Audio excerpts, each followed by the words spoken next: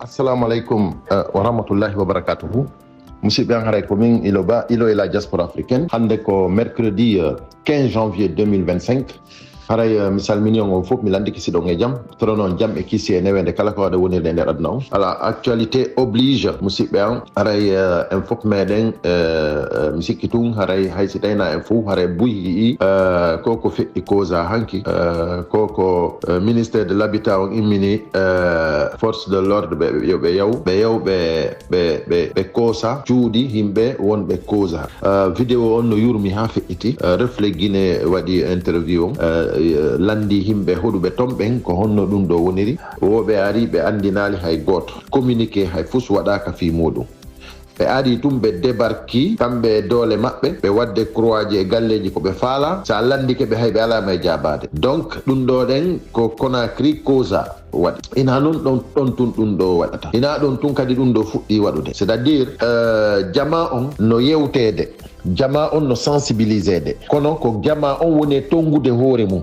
en yetama en fof ko enen woni doole hina o pinka ko ɓe jogui ko enen woni doole enen jama laggine on ko enen woni doole ko enen jeeyi laggine hina pinka ɓe sooriɓe ɓe yoton hande 80% ko enen wondi ko kamɓe faalaɓe jiibude leydi ndin ko équipe ji maɓɓe ɗin ɓe woni ƴettude on 20% donc ɓe woni jiibude leydi ndin 80% on fof ko enen woni ɓen ɗon noon fof koye habbi o ko enen jama laggine on immoto moko baɓe laggine ɓe si moko baɓe labbine ɓen décidi immagol ɓe ɗowta ɓe hanko pale ɓe délosa président o nde ɗon inna sa on hewti pont 8 novembre haray o dogi haray musidɓe an c'est à dire hinamo ɓe yo jooɗo habbo tour mum on so yimi inni on mo ɓemo yo yaltu wowla moɓe faala nangude o ɓe nanguɓe so koya ko par ce que hilan andi ɓe ronkay si tawi fof immudi ɓe ronkay si tawi en waɗiri ɗon goto wallahi ɓe tampinayi en tarday mi andini on coorijo goto yaltata inna on imme yalton ko enen wondi mi andini on 80% maɓɓe ɓe fof iɗen wondi mi andini on si fewtinayi on finkari ɗon fella ko 20% on koye nder ɓen ɗon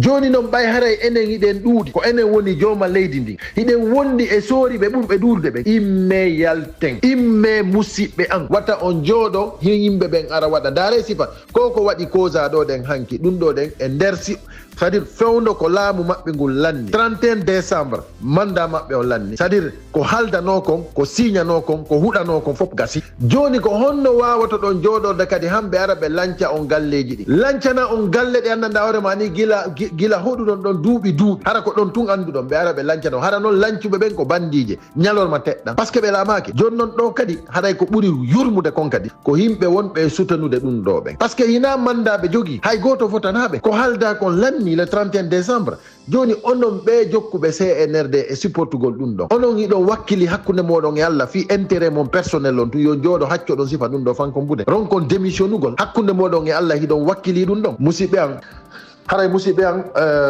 hande kadi yimɓe ɓen wata jooɗo habbo wata sutanu sifa ɗum ɗo accire ni sutanugol sifa ngal bandiyagal ɗo par ce que ɗo ɗen fof andi wondema ko bandi laami leydi ndin yoɓe arɓe koosa galle maɗen hara ɓe avisali ma ɓe jonne 72 heures fiya yaltu galle ɗen hay nokku ɓe naɓatama kadi hara ɗa wondi e ɓe gure ma so nani témoignage ji ɗin ko yimɓe hoɗuɓe toon ɓe wowli kon onon ɓe yiyaɗo vidéo o wallahi billahi on daare taw on vraiment no yurmi ha feƴƴiti keerol musidɓe an guinéen ɓe wonɓe étranger ɓe mi fuɗɗora sénégal mobilisons nous musidɓe meɗen guinéen ɓe wonɓe sénégal yo fof immo mobilise o wonirɓe côte d'ivoire ɓen yo fof mobilise o derrière les forces vives immoɗen en fof meɗen immoɗen mobilise ɗen yalten waɗen manifestation ji landoɗen départ Mamadi Doumbouya ɓeɗo laamu maɓɓe ngol lannino le 31 décembre ɓe wawata lancude galleji yimɓe ɓen kadi ɓe warde yimɓe ɓen imme musidɓe an onon jooɗiɓe Angola onon jooɗiɓe Sierra Leone onon jooɗiɓe partout e nder Afrique on imme mobilise ɗen e Europe on e Amérique on fop imme mobilise ɗen le 26 ko Bruxelles landoɗen départ Mamadi Doumbouya on han tant que han o iwa hande kadi wata en considére ngu laamu ɗo onon wata on jooɗo ɗon hamɓe lanca galleji yimɓe ɓen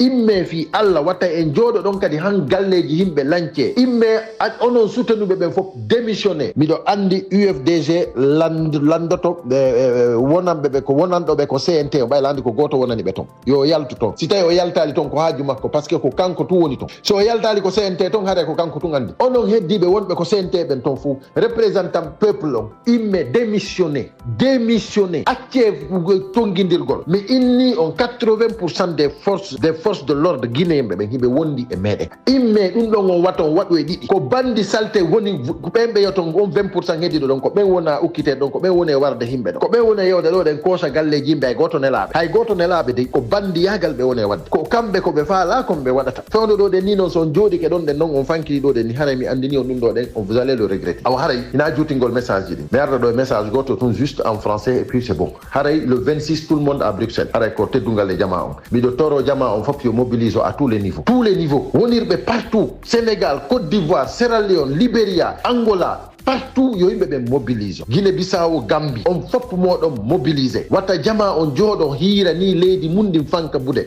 il faut que Guinée hetto ko enen wawata hettude Laguine ko enen jama Laguine woni doole terte wigol wondema ko kamɓe jogii doole ko enen jogii doole enen mobilisation men on no ɓuuri hay armée rison onon ɗon sikkude wondema si fof woni nokku gotum ko ɗum woni probléme haray ko ɗum woni doole ko ɗum woni nene e baba doole yo jama on fof mobilise si jama on fof mobilise ke wallahi billahi taala ko ala doole ɓurɓe ɗum ɗo te yimɓe ɓen wowlana on ko wowlani on wo mobilisons nous c'est nous la force ko enen woni fof wata goto ittu ɗum e hoore mon nde terte haalaji coyon cayam yimɓe wonɓe on bonnude hakkille c'est à dire piya hakkille mon ɗen goɗɗo ala goɗɗo ko heɓata doole ɓuuri jama on onon ɗon sikkude goɗɗo no wawi ƴedde finkari fewtina jama on fof ko goto ɗiɗo tato nayo temedere fewtinta finkari si jama on fof immike a mara e finkari mani on nani awa ko teddungal e meɗen jamme kisi e men situation vraiment très triste qui se passe en Guinée. Je vous salue tous, je m'excuse. Je suis tellement vraiment révolté, je suis tellement triste pour mon pays. C'est incroyable ce qui se passe. Hier à Koza, on a vu des gens débarquer, les forces de l'ordre, je ne sais pas, des gendarmes qui sont quittés d'où, c'est-à-dire qui sont en tenue gendarme, qui sont venus constater les maisons des gens, des citoyens qui vivent là depuis des années, qui vivent ici, qui vivent là-bas depuis des années. Et c'est eux qui viennent sans aucun communiqué, sans aucun avertissement, c'est-à-dire sans préavis, rien du tout. C'est-à-dire ils sont venus tout simplement constater les maisons et quand on les demandait c'est pour quelle raison ça, ils ne te donnaient même pas le temps pour te répondre. C'est-à-dire ils sont venus faire leur boulot et ils sont partis. Et tout simplement, ils ont dit aux gens que vous avez 72 heures pour prendre vos affaires. 72 heures pour prendre vos affaires. C'est tout. Mais je me demande maintenant comment le Guinéen va attendre. C'est-à-dire que des voyous qui ont fini leur transition est terminée le 31 décembre. Maintenant, comment vous pouvez attendre que des voyous viennent déguerpir vos maisons? Il faut que les Guinéens se lèvent maintenant, ensemble, pour vraiment dégager ces voyous. Je vous assure que les 80% des forces de l'ordre, ils sont avec le peuple. C'est quelque chose de 20% qui est avec eux. C'est eux qui sont en train de nous faire n'importe quoi dans le pays. Pourquoi? Parce que nous sommes assis, nous ne voulons pas. C'est-à-dire, si nous ne nous levons pas, les 80% des forces de l'ordre ne vont pas nous accompagner. Il faut que vous le sachiez, il faut qu'on se lève. Maintenant, je demande à tous ceux qui soutiennent le CNRD, sincèrement, de visualiser la vidéo sur Reflet Guinée et de voir vraiment ces témoignages-là et savoir vraiment si vraiment vous allez continuer à soutenir le CNRD. Parce que le CNRD a démontré par A plus B qu'ils n'ont rien de ce qu'on dit État. Un État de droit, ils n'en veulent pas. C'est un jungle qu'ils veulent faire en Guinée. On ne peut pas, même si c'est quelqu'un que vous avez loué une chambre ou un appartement, vous ne pouvez pas venir lui donner 72 heures pour qu'il sorte de chez lui, pour qu'il sorte de chez vous, parce que c'est pour vous. Vous donnez un préavis, vous attendez les délais. Et avant de donner ce préavis, il faut parler avec les gens, communiquer avec les gens. Mais c'est un état de jungle, mes chers compatriotes. Il faut que les Guinéens sachent qu'on ne peut plus attendre. Lèvons-nous ensemble. Ensemble, lèvons-nous. Je demande à tous les Guinéens de la diaspora, de ceux qui sont dans le pays, de se lever. Ceux du Sénégal, levez-vous, mobilisons-nous. Faisons des manifestations qui demandent le départ de Mamadi Doumbouya. En Côte d'Ivoire, en Sierra Leone, en Gambie, en Guinée-Bissau, en Angola, partout dans le monde, le Guinéen doit se lever maintenant parce que trop, c'est trop. Et nous ne voulons plus retarder. Il faut que, c'est-à-dire c'est nous la force. C'est nous qui retardons tout. C'est pas le CNRD qui a la force, c'est le peuple qui a la force, mes chers compatriotes. Vous pouvez prendre votre arme pour flanquer ça devant une personne, 2 personnes, 50 personnes, 100 personnes. Mais si vous avez plus de 1000 personnes devant vous, vous allez garder votre arme. Vous allez garder votre arme. Vous ne pouvez pas tuer tous ces gens-là. Donc c'est pour cela que je vous dis, c'est nous la force, le peuple de Guinée. Ils sont en train de nous endormir. N'acceptons pas, mes chers compatriotes, ceux du CNT. J'ai appris que l'UFDG, comment dirais-je, va demander à son représentant de démissionner là-bas. Je ne sais pas si c'est déjà fait ou si c'est ou si déjà c'est fait. Donc, ce que je peux dire, c'est que tous ceux qui sont au CNT, démissionnez. Faites comme Maître Mohamed Traoré a fait, démissionnez parce que nous n'avons plus le temps. Vous qui soutenez aujourd'hui le CNRD en tant que ministre, en tant que n'importe quel poste que vous occupez, démissionnez parce qu'on ne peut plus marcher avec des voyous comme ça. Le mandat, c'est-à-dire leur transition est terminée. Ils ne peuvent pas. Ceux qui disent encore que voilà, le CNRD est en train de voir les partis, ils vont dissoudre les partis. Mais vous réfléchissez pas ou quoi? Les partis politiques qu'ils veulent dissoudre, c'est là on dit qu'on ne vous reconnaît plus. On ne vous reconnaît plus. Et puis c'est basé sur des faits, sur des signatures, sur des serments. C'est pas dire qu'on ne vous reconnaît pas et puis c'est tout. On a attendu jusqu'au 31 décembre. La date limite, c'est-à-dire la signature, le serment. C'est-à-dire on ne peut pas dire que ceux-là vont dissoudre un parti parce qu'on ne les reconnaît pas. Et le peuple de Guinée ne le reconnaît plus. Ce sont un groupe de bandits qui les reconnaît. Donc pourquoi vous vous inquiétez pour ça? Moi je me demande pourquoi vous vous inquiétez. Donc voilà, j'étais venu pour ce message. Partagez-le au maximum.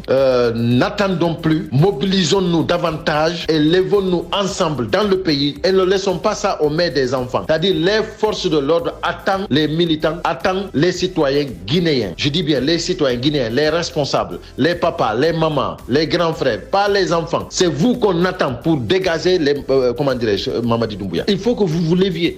Vu ce qui s'est passé à Koza, c'est pas seulement à Koza ça va se passer. N'attendons pas que chacun ait son tour. Agissons ensemble. Merci. À bon entendeur, salut.